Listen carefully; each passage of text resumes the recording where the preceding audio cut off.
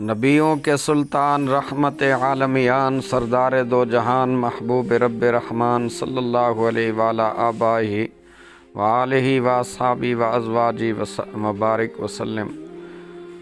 آپ صلی اللہ علیہ وسلم کا فرمان برکت نشان ہے، جس نے مجھ پر روز جمعہ 200 بار درود پاک پڑھا، اس کے 200 سال کے گناہ معاف ہوں گے۔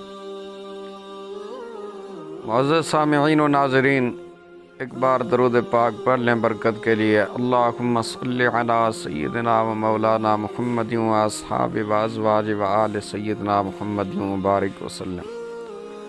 ایک بد کردار نوجوان کی توبہ۔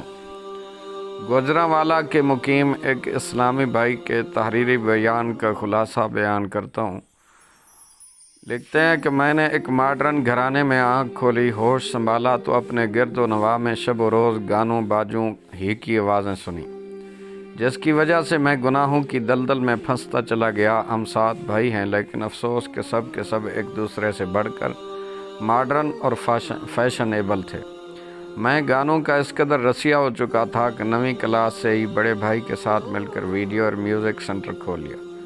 صبح و شام گھروں میں کرائے پر VCR لگا کر فلمیں دکھانا محلے بھر میں میری پہچان بن چکی تھی۔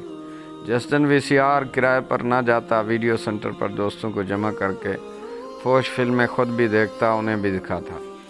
شام کے وقت روزانہ بلند آواز میں گانے چلا کر محلے کے لوگوں کو پریشان کرتا۔ اگر کبھی کوئی گانے بند کرنے جا آواز ہی آہستہ کرنے کا کہہ دیتا تو میں مرنے مارنے کے لیے تیار ہو جاتا۔ گانوں کی کیسٹ ریکارڈ کرنے میں اتنا ماسٹر تھا کہ پرانے سے پرانا اور نئے سے نیا گانا کس فلم کا کس کیسٹ میں ہے فوراً بتا دیتا۔ گانوں کی 20 کیسٹیں روزانہ ریکارڈ کرتا، لڑکیوں سے دوستی کر کے انہیں موٹر سائیکل پہ سیر کرواتا۔ میری سعادتوں کی معراج کا سفر یوں شروع ہوا کہ ہمارے علاقے میں دعوت اسلامی کے تحت ہونے والے بین الاقوامی سنتوں بھرے اجتماع کی دھوم تھی۔ ایک مبلغ دعوت اسلامی نے ملاقات کے دوران انفرادی کوشش کرتے ہوئے مجھے بین الاقوامی سنتوں بھرے اجتماع جو ان دنوں کراچی میں ہوتا تھا اس کی دعوت دی۔ میں نے اس وقت تو ہاں کر دی۔ بعد میں شیطانی وسوسوں نے میرے ارادے کو یوں متزلزل کرنا شروع کر دیا کہ اتنی دور کیسے دل لگے گا، مولویوں کے ساتھ کیسے رہوں گا۔ یہی سوچ کر میں نے ارادہ بدل لیا۔ وہ اسلامی بھائی دوبارہ تشریف لائے اور اجتماع کے لیے پھر سے انفرادی کوشش کرنے لگے۔ بالآخر ان کے محبت بھرے انداز سے متاثر ہو کر میں نے کرایہ جمع کروا لیا۔ الحمدللہ عز و جل خصوصی ٹرین داتا ایکسپریس کے ذریعے ہمارا قافلہ دعوت اسلامی کے بین الاقوامی سنتوں بھرے اجتماع کے لیے روانہ ہوا۔ دوران سفر وقتاً فوقتاً ہونے والی پرسوز نعت خوانی، سنتیں سیکھنے سکھانے اور دعائیں یاد کرنے کے تربیتی حلقوں نے میرے دل میں ہلچل مچا دی۔ پھر بین الاقوامی اجتماع کی مختلف نشستوں میں ہونے والے سنتوں بھرے بیانات نے سونے پر سہاگے کا کام کیا، مگر ابھی تک میرے دل میں دنیا کی رنگینیوں کا اثر باقی تھا۔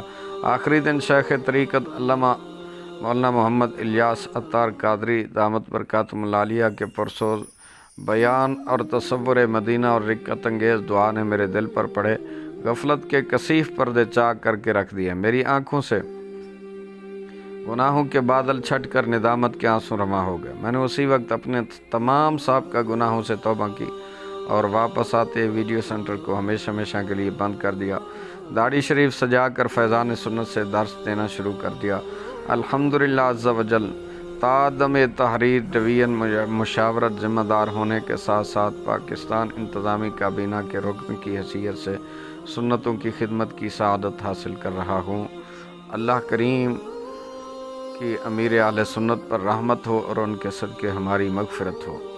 اللہم صلی علی محمد و علی آباء و آل محمد مبارک وسلم۔